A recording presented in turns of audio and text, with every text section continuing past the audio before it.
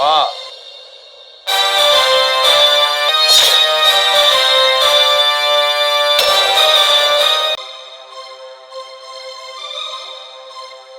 বাবা, মুন্না, ইতি, আরে আস্তে না আস্তে এ কি করলি তুই? একদম চুপ করছিস। যে মানুষটা তোকে জন্ম দিয়ে পৃথিবীর আলো দেখিয়েছে সে বাবার সঙ্গে খারাপ আচরণ করছিস। Good, very good. আমার আপনি বাড়িতে আসতে না আসতেই আপনি আমার স্বামীর গায়ে হাত তুলেছেন। আর তাছাড়া বাবা ভাবি সবার সঙ্গে আপনি খারাপ ব্যবহার করছেন।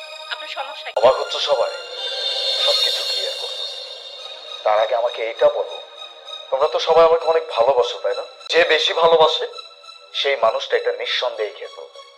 আমি আজকে এটাই দেখবো আমাকে কে কতটুকু ভালোবাসে। কি বিষ খাওয়া লাগে নাকি? আর তাছাড়া আমার বিয়ে হয়েছে মাত্র 2 বছর হইল, আমি এখনো ভালো মতো সংসারই করতে পারলাম না। আর বিষ কি বলছে এগুলো? বিধি তো বললো মাত্র 2 বছর হয়েছে আমাদের বিয়ের বয়স, তাছাড়া কিছুদিন পর আমার একটা বাচ্চা হবে।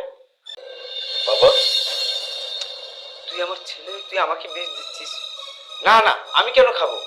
আর আমি তো বুড়ো হয়ে গেছি। হবে না, এটি তুমি খাও। দেও আমার কাছে। কইবা আমি তোমার জন্য সেইটাই করব। আমি এই বিষ খাইতেছি। দাঁড়াও, সবার আগে আমার একটা প্রশ্নের উত্তর দাও, আমার মা কোথায়? মা, মা তো বাড়ি। আপনি চুপ করেন। কথা কাটাকাটি হয়েছিল, তারপর মা রাগ করে বাড়ি ছেড়ে চলে গেছে। অনেক বুঝিয়েছি যে এই বাড়িতে রাস্তাঘাটে সব জায়গায় খুঁজেছে কিন্তু মাকে খুঁজে পাইনি। হ্যাঁ বিথিয়ার, ও ঠিকই বলছে। আমি পুরোটা অনেক বড় দায়িত্ব পালন করছো। অনেক জায়গায় খুঁজছো তোমরা তাই না? অনেক কষ্ট হয়েছে।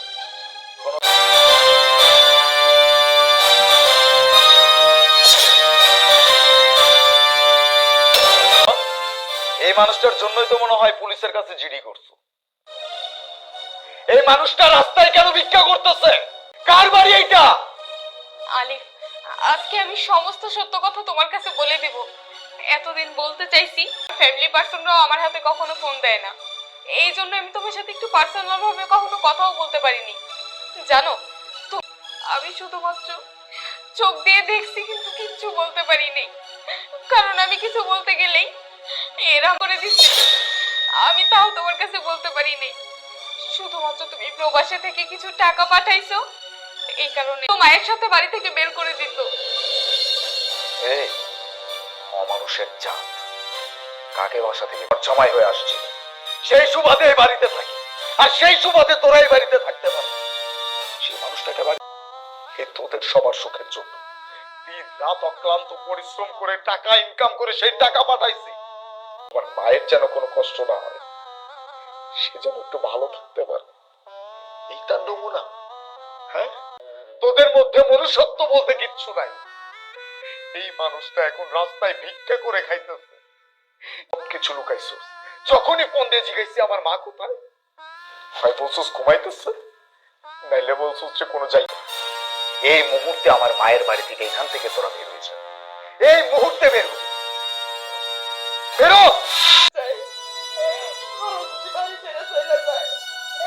আমি কাকুনিয়া থাকবো, কাকুনিয়া আমি সুখে থাকতে চাই। দেখ শেখ, সৎমা তো তোর তাই না?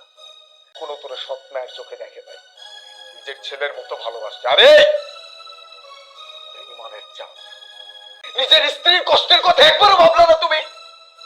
ও মানুষের জাত গোষ্ঠী কোথাকার। আজকে তার বাড়ি থেকে মনুষ্যত্ব যদি এতটুকু থাকে, লজ্জাবোধ যদি এতটুকু থাকে, নেক্সট টাইম এই মানুষ আজ যদি খালি আজকে না বলতো, এক একটারে আমি এখান থেকে বাইরে খাতাম কাজে বের করে দিতাম। বাবা, অনেক মাতে একদম ঠিক কথা বলছে। তুমি এতগুলো বছর পরে বিদেশ থেকে আসছো, আর মাকেও ফিরে পেয়েছি,